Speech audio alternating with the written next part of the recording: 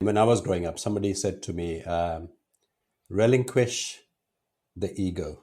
So take the ego out of everything you do, and you will be much more fulfilled in life. That was quite a telling piece of advice. Relinquish the ego. That is beautiful.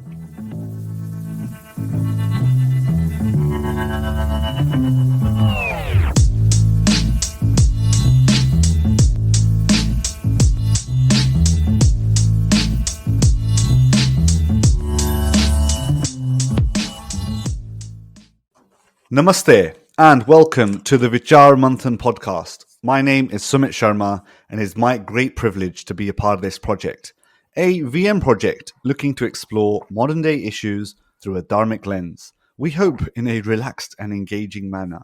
Please tune in, please subscribe, and if you disagree or even agree with any of the comments, please let us know. Let's keep the conversation going in an earnest manner. Be critical and let's explore together. You can email me on podcast@vicharmanthan.org. In today's episode, we are going to be talking about how to navigate through modern life with Dharmic Principles. And it is my great privilege to be speaking to Dharmesh Ji. Dharmesh Ji was born in Kenya and studied at the University of Manchester with a Bachelor of Science in Management Sciences. His career has spanned many different businesses and involves primarily around business development and building and growing client relationships. Most recently, his role included being the head of the Academy of Professional Development at the ICAEW, that is the Institute of Chartered Accountants, England and Wales. He enjoys music, sport and outdoor activities and has a spouse and two beautiful daughters. Dharmesh Ji tells me he has a passion for engaging with and mentoring coaching young people, which is brilliant and exactly the audience for this show. Dharmesh Ji, welcome to the VM podcast. Namaste, Sumit Ji. Pleasure to be here, and thank you for inviting me. Thank you, Dharmesh Ji. We are privileged to have you here and help you embark some of your knowledge that you have to share around these dharmic principles, these principles that come from Vedic times that can help us navigate through modern life. So tell me a little bit about the roles that you've had. What is it that you find interesting in the volunteer space and the coaching diploma that you're taking part in? Thank you, Sumit Ji. If I may, I'll just start with a quick short prayer, and then we can hopefully get into a little bit more of the discussion. By all means. Asato ma sadagamaya, tamaso ma jyotirgamaya, mrityorma amrutam gamaya. Om Shanti Shanti Shanti. That was beautiful, Dharmesh Ji. Could you help us understand why something like that is important for you to do? I think this is a bit of anchoring for me, and anchoring something whatever I'm engaging in, especially something like this, or indeed at any other time in life where I feel a need to kind of just anchor myself. And, through all of the roles I've done, I've been privileged to listen to many experts in the field of leadership and management and coaching and helping you upskill. And they talk a lot about anchoring at any time. And for me, anchoring, given that we have such a rich culture and history, a simple prayer like this, which kind of talks about taking you from untruth to truth, darkness to light, death to immortality, it kind of raises this kind of almost persona and this kind of feeling of almost awareness that you create this, that the space around you is all you can own that space. So for me, that's really, really, really almost, I suppose, positively enhancing. That's beautiful. That's beautiful. And people, people have sort of affirmations and they have ways of starting things. And the way you've described that mantra so eloquently is very nice. I think we've set a new standard on the VM podcast. We've got to enter with such gracious words. And we're blessed. We're blessed to have such things. And so the topic of self-development and your coaching diploma, why is a topic like that important to you? And maybe help us understand a little bit about who Dharmesh Ji is. Sure. So look, I think you gave a brief introduction, and I suppose kind of one of the passions of my life has always been about relationships. Now, I talk about relationships, it's about kind of getting to know people, understanding people through a lens that kind of genuinely wants to engage, have conversations. And in my roles, I guess, from a career point of view, I've been privileged to speak to, for example, advertising agencies. I've been privileged to speak to very senior people in finance.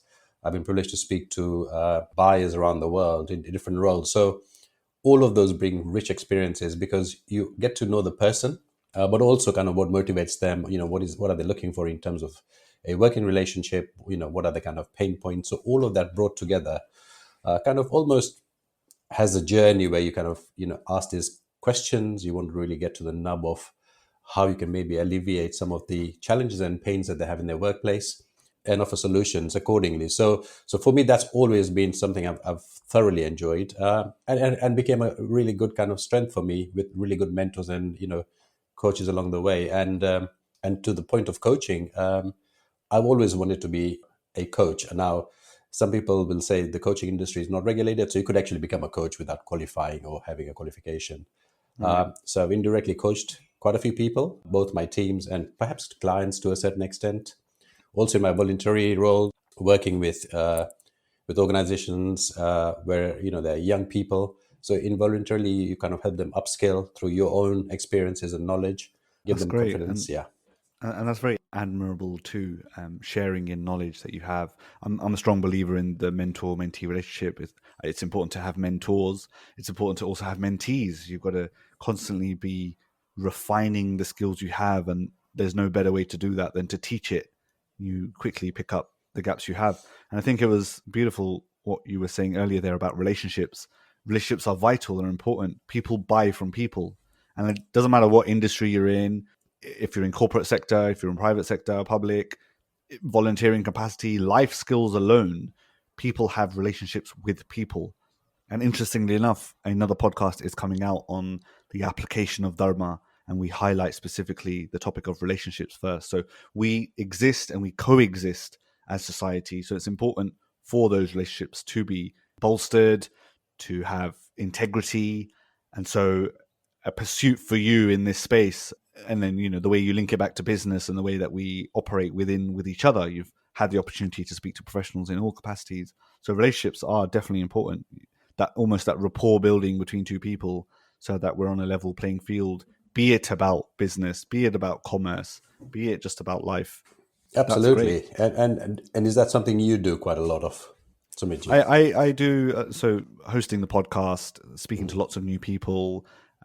In other parts of my life, I'm managing projects, I'm public speaking, I'm speaking to clients all the time. So rapport is important. It's massively important. And to your point, and if we begin to elevate that, and your question earlier was, kind of what's my interest in this topic, what's driving this? It's this kind of relationship that we have, not just with human beings, but with the rest of the world. Whether that's in your space, your relationship with your space, your relationship with innate objects. We're constantly consuming and walking on the earth, for example. That's a relationship. Going to the supermarket, for example, that's a relationship with your supermarket. So you could actually extend relationships to all spheres of life. That's interesting. But just not, we're just used to human interaction, but actually our relationship exists with innate objects. That's brilliantly put. We think of relationships as human to human, but actually, I mean, anyone that's even got a pet, I have a pet dog, so you have a relationship with that entity. But you're actually taking it one step further now. We're talking about innate objects, the relationship you have. I guess you look after your car, you clean your car. Or if you don't clean your car, what does that say about your relationship with your car? Yeah. Or your house or your mental space? Correct. You have a relationship with yourself. Yeah. Yeah. Great points. And I think we're going to uncover some of those as we go on further.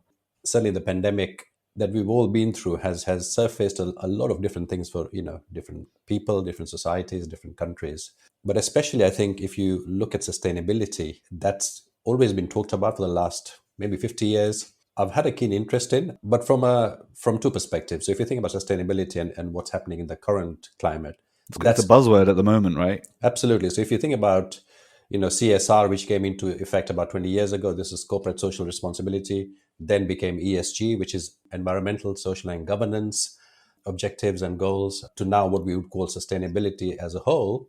So these are frameworks in place for businesses, for organizations, and for governments and right. Societies, and so their frameworks constantly being updated in light of how the world is evolving, but actually giving more attention to that sustainable kind of future, the green future, the carbon neutral future. Like for example, the UK set a target of 2030 to have electric cars in the UK. Yeah, that's quite a big deal. So Yeah, for anyone that does not understanding of that, so by 2030, the car manufacturers can no longer bring out new cars that are fuel based. correct. So I think that's the objective, that's the goal. Now we've got 8 years to deliver that. It's Wow, in so anybody's. a lot of changes are going to happen, and that influences society in a different way when the car manufacturers themselves are not bringing out fuel based cars. And this all links to that term of sustainability. There are, I think it's Microsoft, I think, that have committed to reversing all their carbon footprint ever. And so it's a big deal for a lot of companies. And generally speaking, as society, this carbon footprint initiative, COP26, could you tell us about Yes, that? so that was meant to take place last year. Obviously, with the pandemic, it didn't take place. So COP26 is a huge climate change symposium taking place later this year in November, interestingly, in Glasgow. And what may be even more interesting is, given that we've all been used to virtual meetings and virtual conferences, it'll be interesting to see if climate change conference takes place with hundreds of people flying in, or whether they're all going Yeah, to imagine do it that. virtually. So, but the intent is very much to look at the climate change agenda. And if you look around us, what's been happening, not just the last year, but many years now, whether it's volcano eruptions, whether it's tsunamis, bushfires in Australia. More recently, if you've heard 3-4 days ago in Sydney, huge floods, have Yeah, kind of sunk Sydney. the world is changing. Something's wrong. We need to and like this extends further than natural disasters and the way we operate as society, even at a sort of family level, societal level.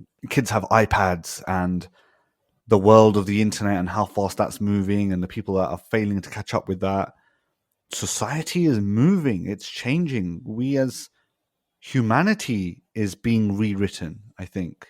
Completely. I And think you're absolutely right. I think in some respects, some people would say we've never had it better yeah, yeah. in terms of progress and innovation, but that it brings its own challenges. Mm, And the other aspect of sustainability, which is the kind of particular interest that I have, and this links back to the coaching, is how do individuals sustain themselves throughout life? Because a lot of sustainability for us is on the outside. It's about, carbon footprints. It's about saying, okay, can we recycle more?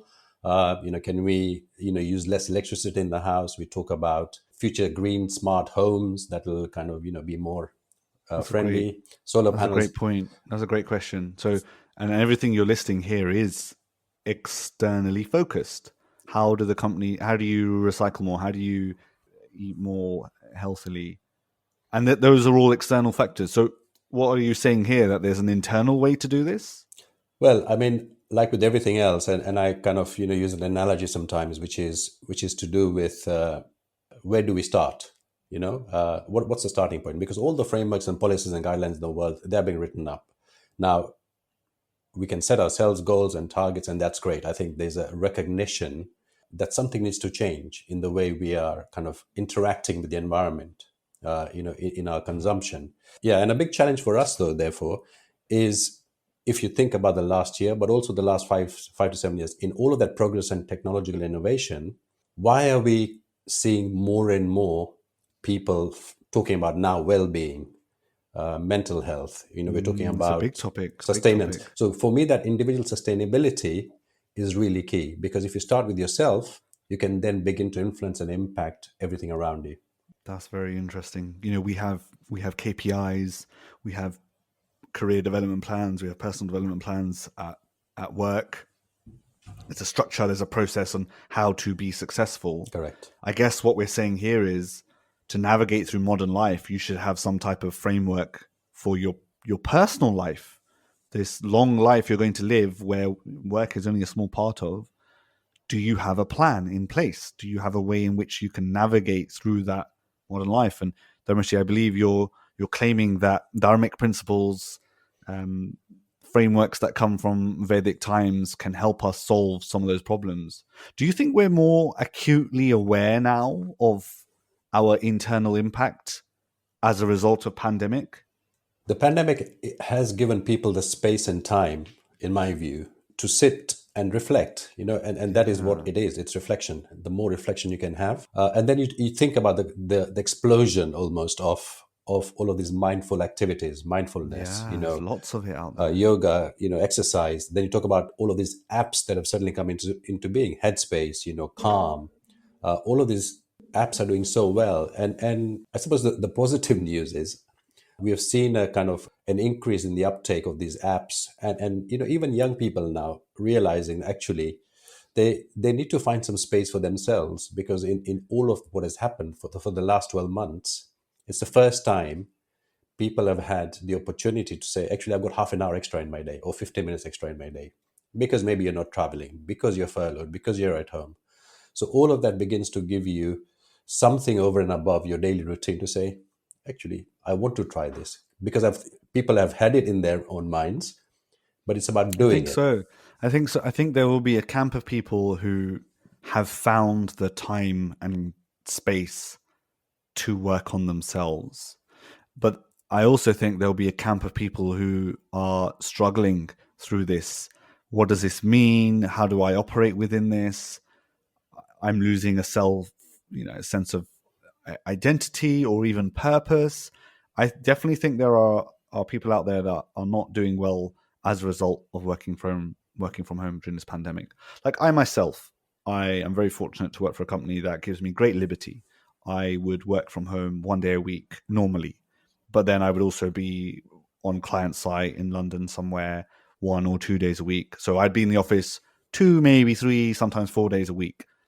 It's when I have the liberty to choose, that's when it becomes a bonus for me.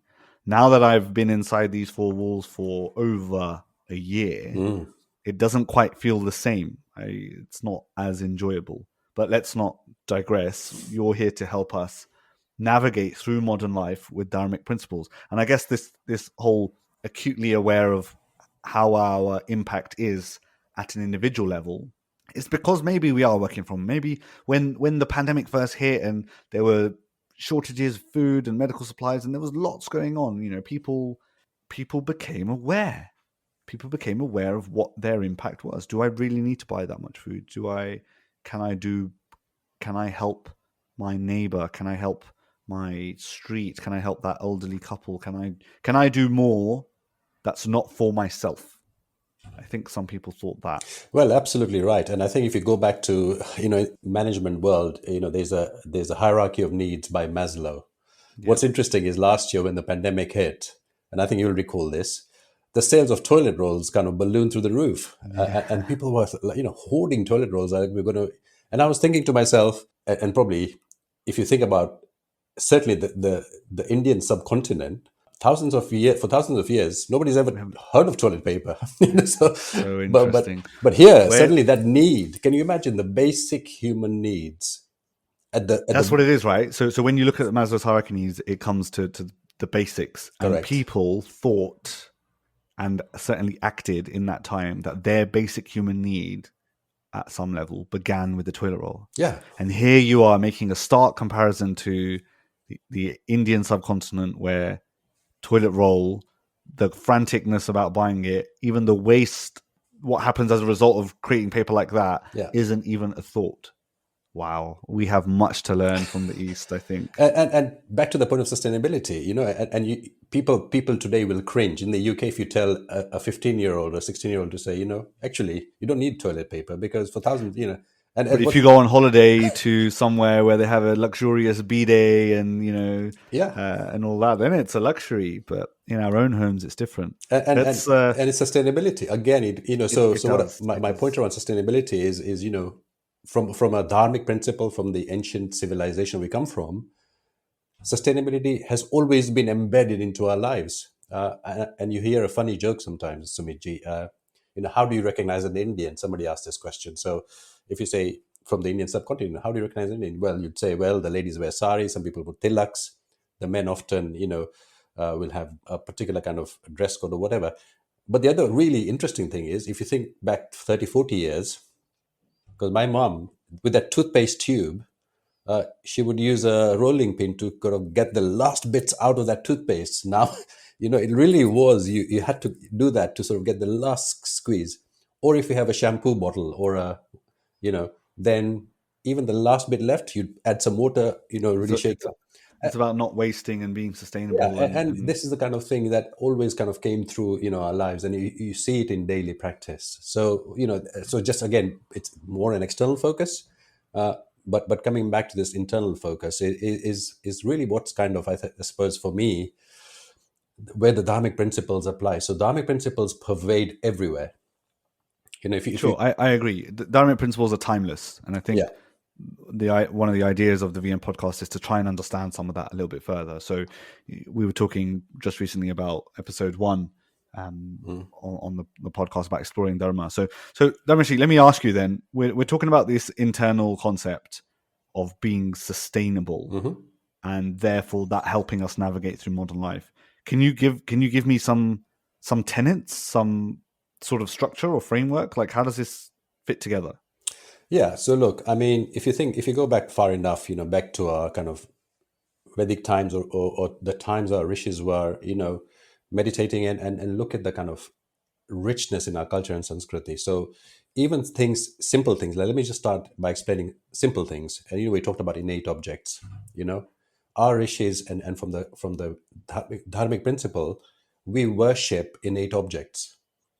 And there's a sense of that connectedness, not just for myself or those two immediately around me, but everything around me is a consciousness. There is a consciousness in a relationship that needs to be nurtured. So whether it's a river, and for example, we say Ma Saraswati, Ma Ganga, Sindur, we worship the rivers. We worship the trees, because the trees give us shade and fruit. We worship the sun because it gives us sunlight. We worship the moon. We worship the earth we work on. We call it Matrubhumi or Dharti Ma. We worship I the think cow. So all of that kind of relationship from an internal perspective was that, an inner sense of connectedness with everything around us. Now, that connectedness means there is already a thought process in everybody's mind about how we are interacting, what our purpose in life is. So in the Vedic philosophy, there are two, two or three key things. And I'm not a Vedic scholar, by the way. I've just started my journey on understanding the Vedanta and the Vedic philosophy in more detail. sure. Luckily, when we were growing up, we had kind of some impression of what that was. But for me, kind of a couple of things that really come to light are from you talk about a framework. There are two key tenets. One is what we call the ashrama dharma, and Okay. and the second is what we call the purushartha. Now, if you look at these two, which is how a life typically would unfold, accepting that, and going back to my coaching, or kind of you talked about the corporate workplace, people often set goals and objectives. Right. And one of the questions that rishis have asked is, what is the purpose of human life? What is the goal? What is the objective of human life? And then they set out something through their own practices and meditation to say, actually, the purpose of life in the here and now isn't just for the sensual or the worldly pleasures, because at some point, this life is going to end. So everything Okay. we're doing in between is impermanent. And therefore, what is the goal of life? What is the objective of life? And that is to connect with the higher consciousness, is what our kind of Vedic philosophy says. Whatever that higher consciousness might be, you could call it God, you could call it by different names, whatever that is. But they said there is a purpose in life. And that purpose then begins to kind of then give us the principles, the dharmic principles by which we lead our life from the day we are born to the day we take our last breath. Okay. Let's unpack that a little bit, because I think that was quite heavy, quite deep. So we're talking about the goal of life Yeah, and the need to sort of come to a sort of natural state, so sort of state of happiness. yeah, And then you're talking about the ashrams. So let's start with the ashrams of life then. yeah. So these are, and you're here to help me understand this, 4 stages of life that one goes through. Yeah, very broadly speaking. So it's Okay. it's almost hard to kind of confine this. So what they talked about was the four primary stages of life, and by no means are these linear. So I'll explain that in a bit more detail. So the four stages of life are Brahmacharya. So this Okay. is this is your student life from the day you're born. As you grow up, you become aware of your surroundings. You go to school. So all of your study period, I would call it, academic or otherwise, is your formative years where you absorb the world. It takes lots of information in. You Yeah, understand. you're studying. You're in a world of academia. You're not just studying books. Like you're studying life. You're learning life skills at the same time. Yeah, A more you're getting rounded familiar. experience. Yeah, you're You're getting getting familiar with everything information. around you. And what is really important is, yeah, all of that education is important. Of course, you go through school, through university, but through your relationships, what are you learning? That's education itself. What else am I, and what are my sources of information? And this is really important. So that's stage one. That's Stage two, stage one. That's Brahmacharya. yeah.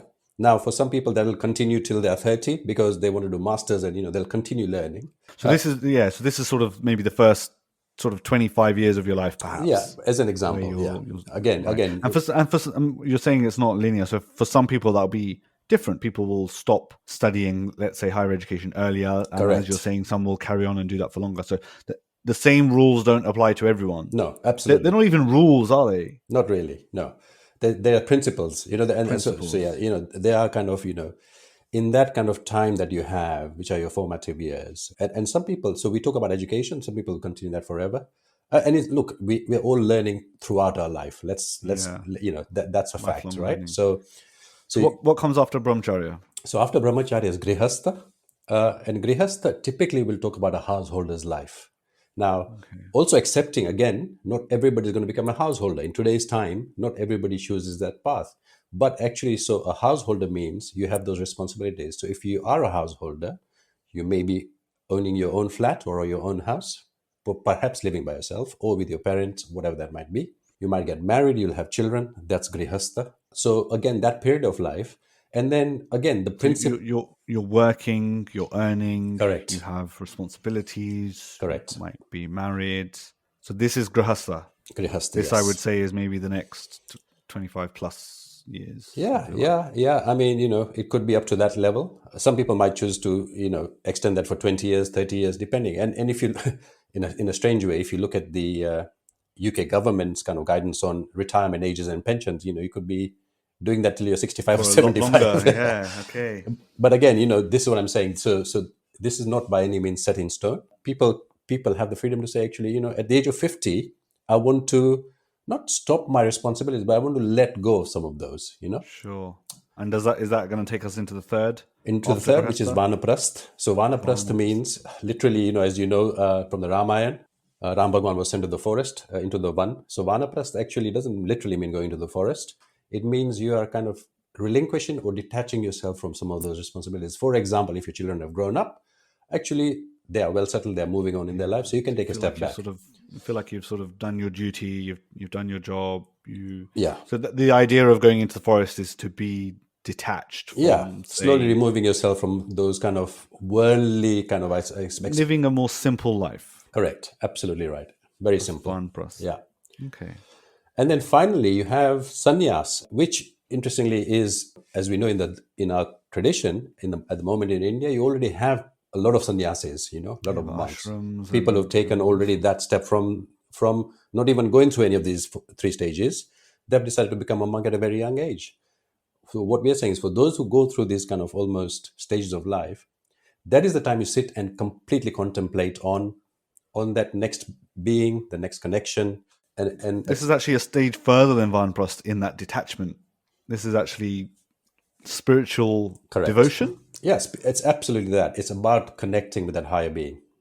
So and in This some, that and that's we're saying here. This is an ashram. This is a stage of life that is a perfect framework for how one should be to achieve that natural state, that happiness. yeah, and So correct. And what we'll come to is this kind of almost the Purusharthas. And one of the things to remember is, often people say, is it too late by the time you're 65, 70 to begin to think about achieving spirituality? Absolutely not. no, The flip side is actually that spiritual element, that kind of almost contemplation, should be happening throughout your life. And this is the right. beauty about the dharmic principles. So So let me. I was going to say these ashrams. They're not. I think this is what you were trying to say by not being linear. That they all kind of apply throughout your life almost. That you need to have a bit of brahmacharya within you, like you want to forever be learning. Correct. Grihastha, hardworking. So they all loosely translate to parts of your life. They do. And I think the beauty about this is to say, actually, for example, you could still be connected to doing some service. When I say service, you could still be doing service to others throughout your Brahmacharya, Grihastha, Vanaprastha. Flip side is you could be applying that detachment in your Grihastha life. So, all of these kind of things are not, the reason that given a broad framework is as you begin to take on more in life, as your life progresses, these are the kind of stages you go through, and at each stage there are kind of guiding principles around what your life in a dharmic sense should be. And So, again, sorry, I just to bring everything back to my point about a goal or objective in life. What is the objective in life? It's not just to go through these stages, it's keeping that ultimate goal in mind. which is that natural state, that happiness. Correct. Is it fair to say the goal of life is to be happy? Well, that's an interesting term. So again, this is where we start getting into linguistic hygiene, so to speak. Yes. In the shastras, and this is the beauty about our dharma, right? We talk about ananda, and loosely, if you translate it, we'll say happiness. But actually, ananda is more than happiness. And let me just elaborate on that. So happiness is something that is external. So I buy an iPhone, I'm happy. I go out and have a nice holiday for a week, I'm happy. I go and eat at a really good restaurant, and I love that, bhindi masala, curry, and had some naan with it, and I had a lovely kind of rasmalai with it. Yeah, I was going to say mango lassi or rasmalai. Definitely. So I'm really happy. So that's happiness that is dependent on external forces. Okay, So the goal of life is to, of course, that external happiness we are always craving for. sure. The shortcoming of that, though, is there will be also sorrow and sadness and disappointment. When my mango lassi runs out, Or it's not to the taste you wanted, because it's that yeah, so that happiness can be very fleeting. It's dependent upon an external factor, circumstance, person, sure, etc. So I'm following. to your point, to your question is the goal of life to be happy? The goal of life often is that natural state, is that in almost eternal You, sense of bliss. It's a constant state of yeah, to being create in. that happiness within you that's not dependent on external forces. Precisely. If my mango lassi runs out, my happiness doesn't need to run out. My happiness maybe shouldn't be tied to that particular mango lassi, but just the fact that mango lassi exists in the world Yes. should bring me great ananda from within. Yeah, and if you've had that today, then great. I've loved it. Great. If it's not there, if it wasn't to my taste, it's okay. It happens, kind of thing. That almost kind of a very internalized state of being, which is we call ananda in the Dharmic principle. Ananda means Yeah. that joyful state of bliss, which pervades, no matter what situation you're in. Whatever the scenario, yeah, we should be living lives where we are feeling accomplished, we're feeling blissful from within Correct. and not to the effect of external sources, be it friends, family, or mango lassis. Correct. Yeah, and back to that point around, so what is happiness? So that is, so and happiness, and so it's a bit of a, again, you could use the word pleasure. So the word pleasure, so it's derived as a temporary but externally, and then you talk about also santosh. Santosh is that satisfaction. So we have kind of two or three terminologies in the dharmic principles. We talk about santosh, anand. Okay, you're throwing lots of terms at me. Let's slow down. I want to ask you a few questions about these ashramas. So Oh, sure. we've Yeah. got brahmacharya, grahastha, vanprastha, sannyas, and they all sound great. But how? How does one in their brahmacharya part of their life seek that natural state? How does one in grahastha use, because that's what we're trying to ask today, right? That's what we're asking today. How to navigate through modern life with dharmic principles. So we understand modern life. It's pretty complex. There's a lot of challenges to go through. Mhm. How do we navigate that with these dharmic principles? Now that I'm aware of the 4 ashramas, how do I navigate with them? So again, let me bring you back to that goal. So as we grow up, and I'll introduce the Purusharthas here as well. So intermixed with all of this, then the scriptures say, there are 4 Purusharthas in life. Again, so let me explain those to you. So they are dharma, artha, kama, and moksha. So moksha, if I start with that, is the goal of life, is that state of happiness, that state of connection, that state of bliss that everybody wants in a life, are always aspiring but never quite know what that looks like, what that means. And then you look at the artha and the kama. So what is artha? Artha is all our kind of possessions that we do, that we have, because we'll need a house to live in, we'll need a car to get somewhere, we'll need The material plane, is that correct, fair yeah. to So say? slightly the material plane. So you go out and earn. You have to have money to kind of live in the world. So all of that is an essential part of what you need to do. Okay, Dharmesh Ji, these Purusharthas Mm-hmm. that you are talking about, these are the four sort of pillars of life almost. They are fundamental to how this is all built up. Yeah. So if you break down, so what our scripture says, if you actually think about kind of the guiding principles again in life, is what is it that you need in the day to day life. So they've broken that down. So as you go through life, artha and kam, these are the two kind of almost, I would say, back to the kind of the needs that we have. So karma is pleasure. So yeah, it's the senses. That's where the senses come in. So you want to eat good food. I want to taste good food. I want to be able to hear good things. I want to be able to smell good things. All of those kind of things. So that pleasure out of relationships, happiness, And all of those that. things are not, they're not, this is interesting. Those things are not seen as bad. Pleasure's not bad. Not at all. Not at That's all. quite a different, that's quite a different way of looking at it from, I think, some of the Abrahamic faiths. Correct. Yeah. So pleasure in terms of the sense Pleasure is seen as sin, as sin. almost. Exactly. Whereas You're saying that here in these Dharmic principles, pleasure is not sin. No. In fact, it's fundamental to a fulfilled way of living. Yes, because actually we strive for that. This is kind of that, back to that kind of what is that we strive for. Now, again, remember, anything that's positive in terms of pleasure is good. When I say positive, it's, am I eating good food? Yeah, great. Am I listening to the right things? Am I engaging in the right conversations? Okay. So there is still that moral, there is still in some integrity towards pleasure. Correct. It's got to be pleasure that's for the right people in the right places, the right thing, for the benefit of society, as long as it's not harming anyone and as long as we're being compassionate, following the Correct. the principles of Dharma. Yeah, and So okay, that makes sense. yeah, so and that's really important to understand, because what we're saying is actually you don't need to stop doing anything, because I think there's a kind of danger here where people might go, well, if that's the aim of life, we may as well just stop doing anything. No, do everything that is in your capacity, in your gift, in your capabilities, keeping that ultimate goal in mind, which is what the scriptures tell us. And therefore, those guiding principles come in. So, for example, there is a whole section that is called Upasana Yoga. Now, Upasana Yoga actually teaches us, and the discipline is split into four key areas: physical discipline, verbal discipline, sensory discipline, and mental discipline. So this Upasana Yoga, Yeah, so we'll have to break this down for our guests. sure. So this is 1/8 of yoga, right? In the West, when you say yoga, it's all about stretching, Correct. and that's not yoga. Correct. So I think this is the linguistic hygiene we should tidy up here on the VM podcast. absolutely, yeah. So Dharmesh Ji, we're talking about Upasana Yoga, and that Upasana Yoga is 1/8 of yoga. Correct. So if you think of the Ashtanga Yoga, it's not just about, as you said, being flexible and bendy.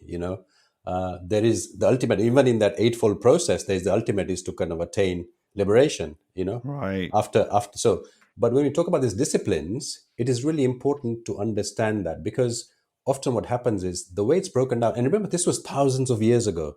Yeah. If you think about today's world, a lot of this being is talked about in different languages, but this was given to us thousands of years ago. So when you talk about physical discipline, it's about keeping your body fit and healthy to do the things that your life is about, that you want to do. Sometimes I think our culture is not even culture, our history is quite complex. But let's not ponder on the complexity of it. Yeah. Let's actually unpick some of the gems of how to live life. And Dharmesh, what I've understood from what you've just told me is, and of course I understand some of this myself, yoga has 8 sections to it. Ashtanga yoga is the part the West thinks is yoga, which is just the physical sort of stretching.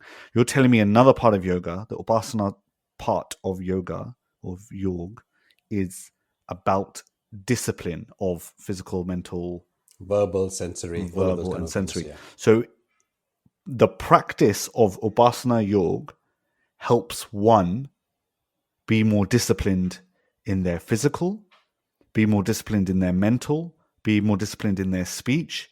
And what was the last one? Mental. I thought I said mental already. So be more disciplined in areas of life. Like there is a structured framework and process through which you can grow yourself as a human being when it comes to something like discipline.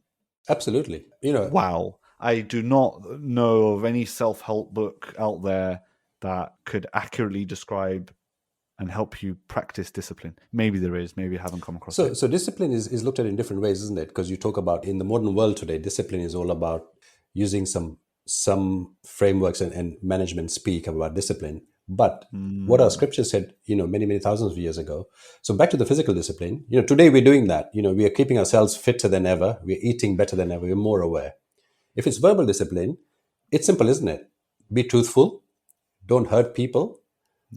Sensory discipline, again, here back to your point around pleasure, sensory discipline it's incredible because you manage all of the incoming, so to speak, for growth. And we talk Yep. about Krino Vanto Vishwamaryam, let noble thoughts come to us from all sides. This is your sensory discipline. What are you letting in? So we talk about this, like even in today's digitized world, rubbish in, rubbish out. Garbage in, garbage out, G.I. Garbage in, Joe. garbage out. Yeah, exactly. So again, they were saying, whatever's coming into you through whatever means, whatever of the five senses that you have, is that growing you? If it's not, You should get rid of reject that. it. And then finally, the Perfect. mental discipline is all of these things then, and back to the kind of spirituality and the goal of life, prepares your mind so that it's ready to understand and begin to take that journey for that connection with whatever higher being you kind of think or want to kind of connect with. So again, meditation comes into this. We talk about well-being. So as part of that, meditation is part of that eightfold process. So meditation very much is about today's world.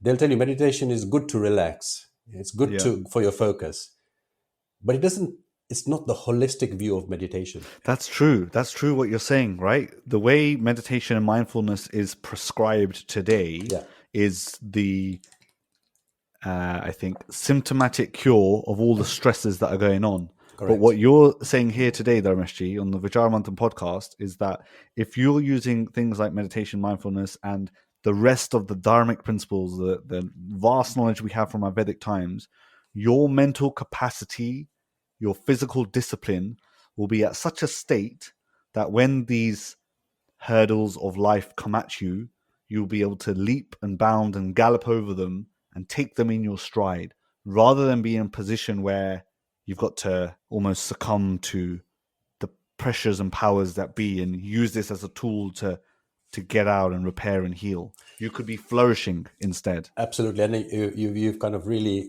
summarized it well. So this is not about putting plasters on. This is not about kind of remedial actions. This is more about preventative sustainability. Back to my kind of what we talked about at the beginning. How do you sustain yourself through life? Because you're going to get the ups and downs no matter what. It's like going on an aeroplane. The takeoff is not in your control because your birth is not in your control, and then the journey you take. There's a turbulence often that happens in the airplanes. Imagine what we would be like as a society if we all meditated and were mindful. Do you think problems like mental health and depression would be so rife? That would absolutely help in alleviating some of these kind of challenges we have in society today. Brilliant. Because what happens is, to your point is, and this is back to sustainability. This is why the Dharmic principles talk about the stages of life. They talk about artha, kama, dharma, and moksha. Because if these are not integrated, these are not pervading through your life, what tends to happen is you go through life with these kind of small blocks of challenges. Okay, you could maybe say, we talk about in the modern way, we talk about resilience. But the problem with resilience, in my view, is resilience means you can bounce back from a problem. But how many times will you have to bounce back before you completely get floored? It's like, being in a boxing match.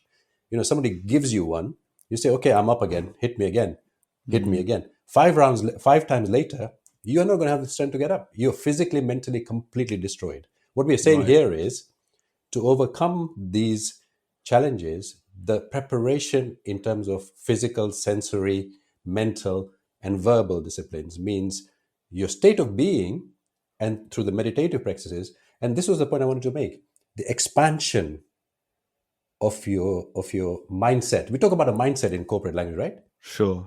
And then we talk And about values, how that begins to then almost, I think this is kind of lighting up something inside you that kind of almost is non-destructible, if that makes sense. almost Almost like brilliant. the power, not the Power Rangers. I'm talking about I'm thinking of that film where you have all these wonderful machines Whole- yeah, going, the Avengers and all of those kind of things, from the Transformers, cars that to your kind of thing. Transformers. Yeah, exactly. So we're talking about the stages of life and how important they are. And so this podcast has a stage within it also, which I refer to as the rapid fire round. Oh gosh. Okay, here we go. Okay. Brilliant.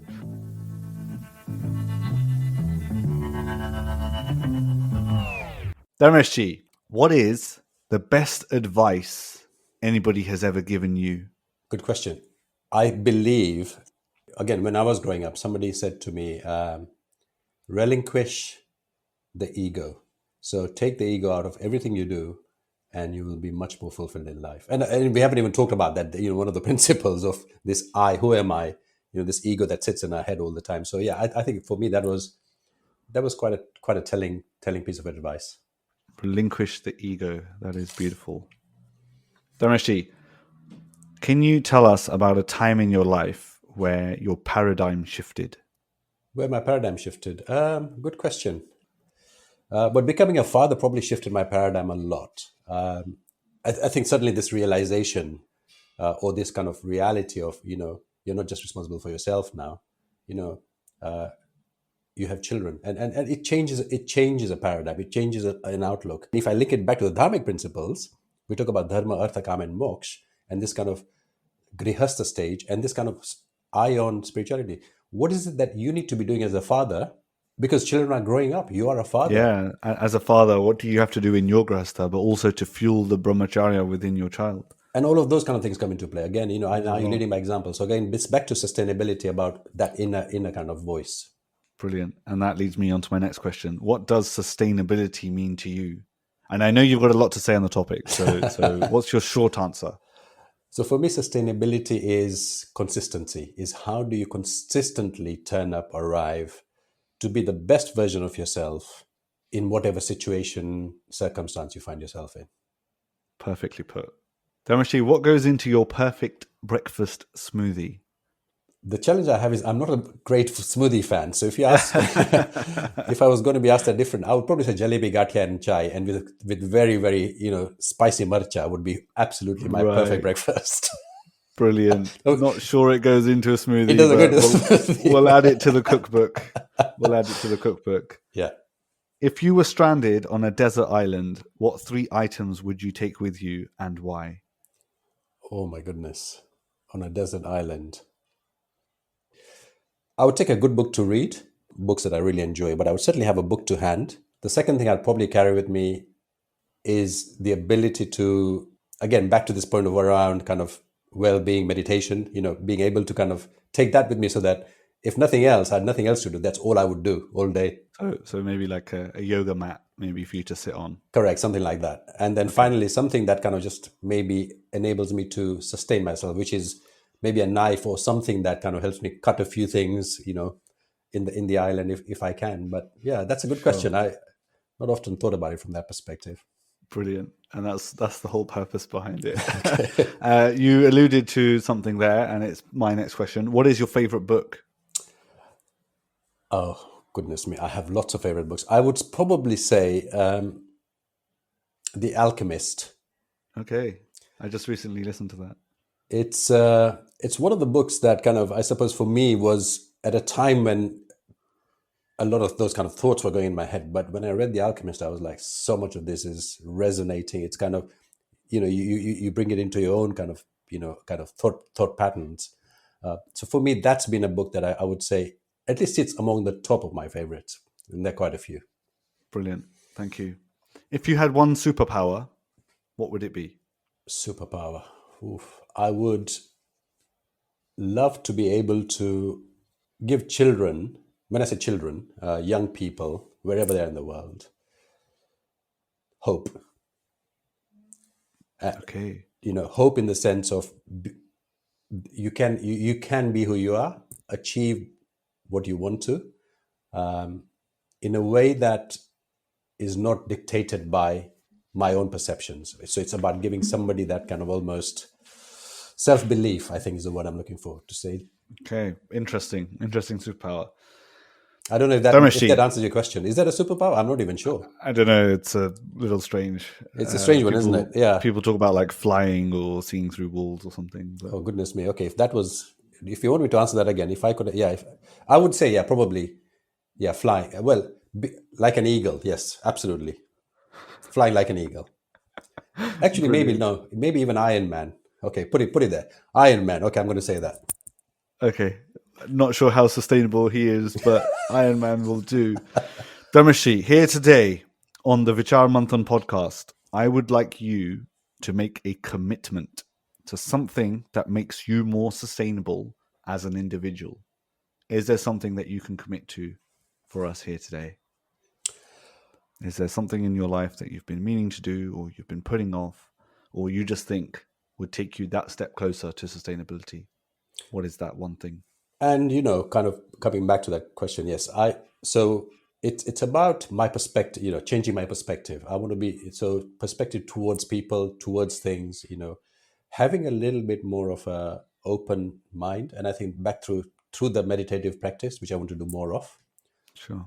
But that kind of enables me to kind of look at everything in a slightly different perspective, whether that's relationships, whether that's work, whether that's volunteering, whatever that might be. So the commitment I would make is to go on a journey today, both in terms of knowledge, which has been fascinating because I've been learning more about, for example, the Vedanta, using that to spend more time reflecting, meditating, and then finally using that to kind of improve everything in terms of my interactions. That's great. That's a great commitment. And that really amplifies the understanding we have that in order to create a successful society, we must first be successful and fulfilled ourselves. And to create a fulfilled life for yourself implies creating a more fulfilled society around you. We must flourish together. This will be the last question, Dharmesh Ji, in the rapid fire round, and I think you'll enjoy it. You have a great passion for helping young people in their journey.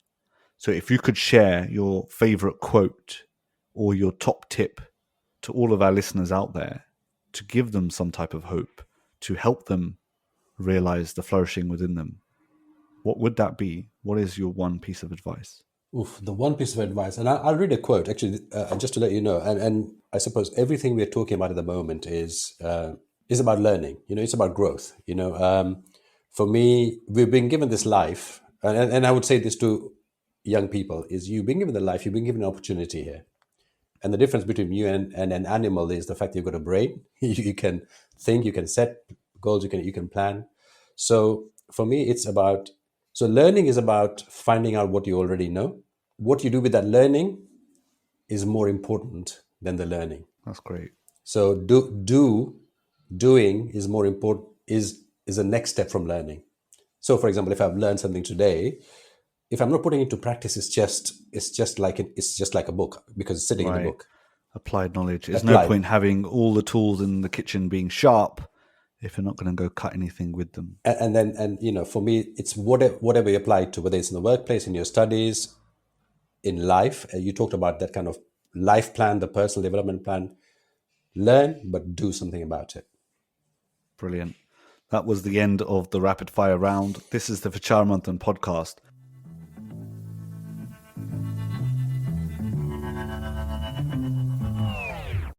A project looking to explore modern day issues through a dharmic lens in hopefully a relaxed and engaging manner. Please tune in, please subscribe. If you agree or disagree with any of the comments, please let us know. Let's keep the conversation going in an earnest manner. Be critical and let's explore together. You can email me on podcast@vicharmanthan.org. And today we have Dharmesh Chheda, who is working through his coaching diploma at the moment. Are you still working through it? How far are you away from that? Oh, this is very much just the beginning. I mean, I've You've literally just started started. about a couple of weeks ago. So this is again back to kind of learning by doing. I want to learn really so that I can apply it, and so it's very early days, very early So days. if a young working professional approached you now, Dharmesh Ji, and said, Dharmesh Ji, I'm stuck. I am not sure what I do. I am stuck. I don't know what I want to do with my career. What is my purpose? Yeah, so you would help them unpack it.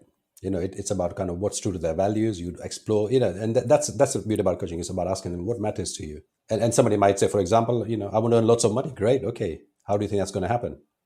And they say, well, I'll have to find a job wherever. I don't know what kind of job nowadays. Sure. So you help them. So what is their purpose? What I would say is anchor it, back to this kind of almost dharma, artha, kama, and moksha. If the ultimate goal in life is what I would put them to is a full sense of fulfillment. So whatever you're not sure of doing, look for something, ask yourself the question, and that's a whole separate topic. We haven't even, I think, touched upon it today. Is if you're in the workplace, how do you apply some of these principles around spirituality into the workplace? It's about saying, be your best, do your best, learn, progress. Aim for the stars, absolutely. But I think back to the kind of spirituality angle. If things happen, great. If they don't be disappointed. Keep doing more. This This is is interesting. So this is saying don't be attached to the fruits of your labor. absolutely. I think a lot of times, That's difficult. If I work really hard yeah, at work yeah, and I don't see the results come at it, my manager either doesn't recognize it or my director doesn't write my name in that appraisal email, whatever that looks like, I will be upset. absolutely. And what I'm saying is, if you're upset about it, what is in your control? This is the spiritual angle. If you're upset about it, being upset doesn't resolve the situation. So what Sure. we talk But I about probably want to vent and maybe have my case heard. Probably spirit, not the best thing to do. and back to the spiritual angle. So how will you make that happen? So what we're talking about is verbal. Even in those circumstances, the ability to take yourself out of that kind of emotion, that upsetness, and say, okay, I need to go and have a conversation with my boss. Now, if that conversation goes well, great. If it doesn't go well, you have choices to make. You can make choices. Right. So let's play through this scenario then, because Okay. I think this will help us understand it. So I did a lot of hard work Yeah. and I was not recognized for it. Yeah. The immediate knee-jerk reaction could be to fire off an email back to my managing director. That's probably lacks discipline. We were talking Absolutely. about earlier. Mental So discipline. that's Yeah. probably not the best thing to do. You can imagine what the results might be as a result of that. Just imagine if you sent a dodgy email to your manager. But okay, so let's not do that. Let's create some mental discipline. Let's take ourselves out of the emotion Yeah. and try to understand what has happened and what we can do going forward. So I could probably go to my manager and say, I'm quite upset that I was not rewarded or recognized, for example, for that project. Mm-hmm. Is there something that I should have done? Is there someone that I should have notified? Did I do the work but didn't tell people that I had done the work? Like, there are probably some proactive steps I could take that make that whole scenario easier to navigate. Is that Absolutely. what we're saying? Absolutely. And I think this is the kind of key thing around kind of career. So if I'm doing something, so there's two things here. You could, Isn't that just common knowledge? Isn't that just general good behavior? how many times does it happen? How consistently can it happen? Think about your Good workplace, and question. I don't know, you've been working, obviously, Sumit Ji. I know I've been working. How many times has that really, as you said, common knowledge should have been, I shouldn't have done that. Yeah, because you hear of things like if you don't ask, you don't get. So there are. I think. But again, The, I would say, if you don't ask, you don't get. I think, temper that. If I'm asking, am I asking because I feel rightfully that I should have it, but not demonstrated that I actually deserve it? That's brilliant. And I've said this to some of my mentees before. So if you don't ask, you don't get. 100% agree. But just because you've asked does not mean you are getting. Yeah. There are probably many more variables in place that will help us understand if you're deserving or if there's budget or whatever. There are probably many factors involved. So there is a humility that comes with being confident. Completely. And there are lots of frameworks that help you in the workplace around these kind of discussions. We talk about open, honest conversations. How do you have that one-to-one with your manager? All of those kind of things are important. So what we're saying is, again, it's back to this kind of thing. In life, don't think you don't need to aim for things. It's okay to get upset. What we're saying is, how do you manage that upsetness? This is back to that meditation, that practice that helps you kind of anchor yourself and say, okay, Right. that hasn't happened. The other view you could take is, I'm doing my best. Actually, if I get a recognition, great. If I don't, am I okay with it? Some people are totally okay with it. Sure. It's about that kind of almost view Getting of, rid of that ego, relinquish that ego, and you will strive forward. Great. yeah. I'm learning lots during this podcast. Something you just said a moment ago about navigating. Now, I know when we were talking about this topic last week, and we were trying to think of a title for this podcast, you went through the understanding of the word navigate. And it's not a senseless, directionless movement, right? People are doing well in life and things are great and they're happy and they show a lot of gratitude. But I think what you're saying is that's not enough. There's got to be some actual navigation in process. There's got to be goals and targets to try and hit. What is it you think about the Dharmic principles that allow us to do that so fruitfully? Yeah, so I think this is back to this kind of conversation in terms of your kind of what we call stages of life again. So there's some things that are kind of you achieve, you do always shoot for that. I think what people often will kind of come to a recognition is what a Dharmic principle says. All of that is temporary. So today I'm doing well. For example, I don't know. I bought a, I don't know, Maruti, for example, or in the UK you bought a Vauxhall Or BMW? or BMW. The next thing is, is that enough for you? Because people will say, you know what, I've got that. Actually, I'm doing well enough. I may as well have a, I don't know, Tesla. That's a good question. I was talking with one of my mentors recently about the prospect of new jobs and what you're worth in the market. Sometimes it's surprising when you go and ask the market what you're worth. It will be a very different figure to the base pay you're on. And so that brings up realizations and questions. And the conversation pondered around to, let's say you wanted 250K salary. Let's say you wanted that. And someone says, okay, here you go. Now you have the role that pays you 250K. Do you have the capacity? Do you have the ability to now do that role justice? Because when you're at a role that pays 250K, you've got eyes on your back. You've got a target. You've got to produce results. So whatever that D level or CEO or whatever earns, it's justified for a reason. Correct. So make sure you are worth what you claim to be. I think is really important. And I think the point that you're trying to make here is, let's just say you did have the BMW. Let's say you had the Tesla. What's next? Will there be enough to satisfy you? Correct. In this material plane. Yeah, and this is all the difference between, we talk about the Dharmic principles, want versus need. Want versus needs. I want this, but do I need it? So the want never stops. That's just continuously in our lives, at a point. And is it part of our life to work through the discipline of balancing out those needs and wants? Absolutely. Otherwise, you're going to be in the state of impermanent happiness, as we call it, because it's external. Today, I'm happy. How many Lamborghinis is enough? Absolutely. How many iPhone versions do I need? How many, I don't know, sets of trainers do I need? How many iPads? The list is endless. So I think this kind of permanence around sustainability and in that kind of almost permanence around achieving a state of bliss comes from that introspection, through the meditation, through that balance, through that anchor in life. Brilliant.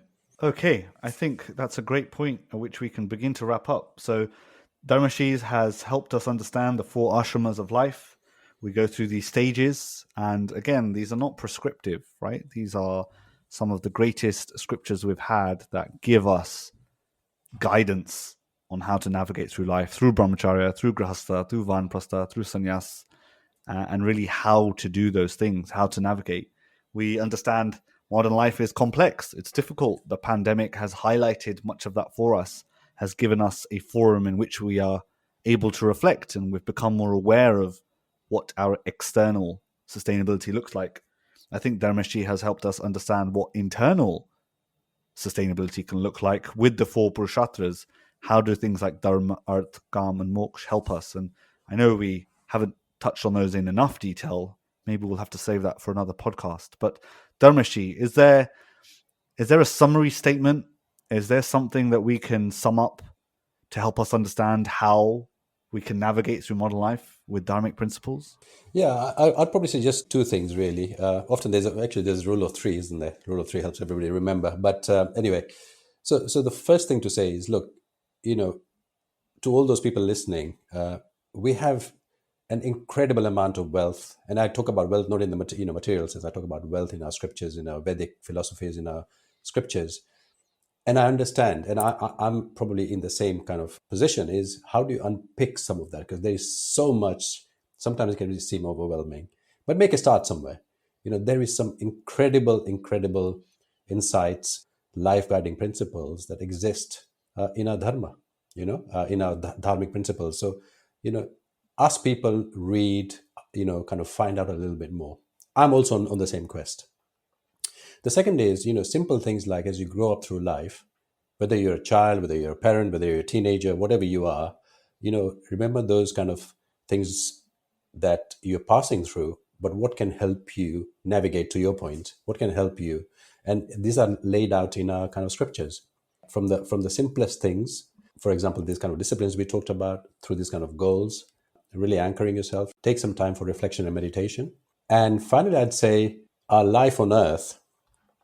I heard about this in another kind of talk the other day, and I particularly liked it because they talked about life being either like an ice cream, because what happens is, you want an ice cream and the weather's a bit hot, you want to enjoy it quickly before it melts. So if you take life in the same ways, I want to enjoy life because my life might be over tomorrow. Okay, you've come and gone, you've existed, fine. But could you switch your mindset? Could you switch that? Could you flick it to say, let my life be like a candle? I'm going to melt, but that's going to give a light somewhere. Can I light a small candle somewhere? Whatever that might be. That could be something like helping somebody, doing something for someone, your own introspection. Am I lighting a candle inside? So for me, that has really hit a kind of nerve. And that kind of analogy almost talks about it. And we talk about it in our scriptures, a lamp, diya, we talk about it removing darkness, but the ability of that lamp to light 100 other diyas is a fantastic analogy in this life. And we have been given this life, use it. Beautiful. Thank you very much, Dharmesh Ji, for joining us on the Vicharamanthan podcast. It has been our great pleasure to host you here today and listen to these wonderful insights that you have from the Vedic and Dharmic principles. Thank you, Sumiji. It's been a pleasure. Thank you so much. And as they say, Sarve bhavantu sukhinaha, sarve santu niramaya, sarve bhadrani pashyantu ma kaschit dukha bhag bhavet. Such wonderful insights. Let no one suffer. Let no one be unhappy. May we all be free from illnesses. Om Shanti, Shanti, Shanti. Absolutely beautiful. Thank you very much, Dharmesh Ji. And on that note, thank you to all the listeners that are tuning in from around the world. Please subscribe, please like, please let me know what you thought about this topic. Today, we have been trying to understand how to navigate through modern life with Dharmic principles. Are you living in a more wholesome way? What contributions are we making to society? Are they sustainable? And how can we help such ideas permeate through daily life? This was a VM podcast. I hope you have learned something here today. I certainly have. If there is anything that you thought was pertinent, if there are any ideas that you'd like to discuss further, please do email in. I'm very interested to hear what you have to say. podcast@vicharamanthan.org. And I encourage you to have a look at the website for all the other things that Vicharamanthan is doing with papers, with events, and with book clubs, and through ideas that matter. My name is Sumit Sharma, and as ever, it has been my great privilege to host the VM podcast, a project looking to explore modern day issues through a dharmic lens. Please tune in, please subscribe, and please let us know what you think. Namaste.